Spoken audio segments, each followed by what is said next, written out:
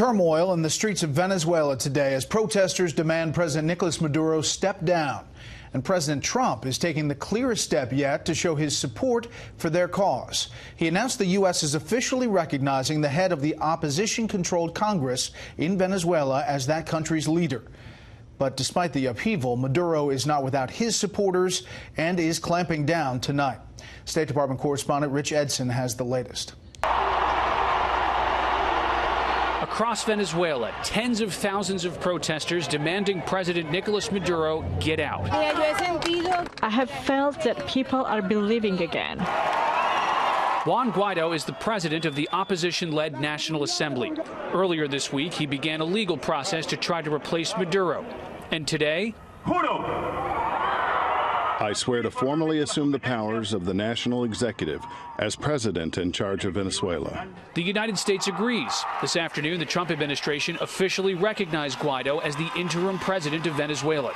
President Trump says, quote, "I will continue to use the full weight of United States economic and diplomatic power to press for the restoration of Venezuelan democracy.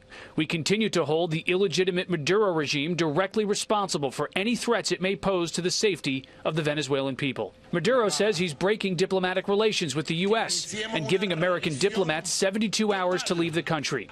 There's little indication Maduro plans to leave. We hope that Nicolas Maduro will accept a peaceful transition of power in Venezuela, that he will accept the will of the people to move his country forward and embrace their new president, Juan Guaido.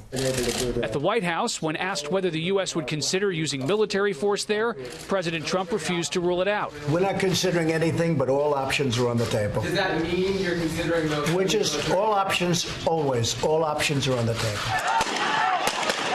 Maduro's government dispatched police to the demonstrations. They fired rubber bullets and tear gas.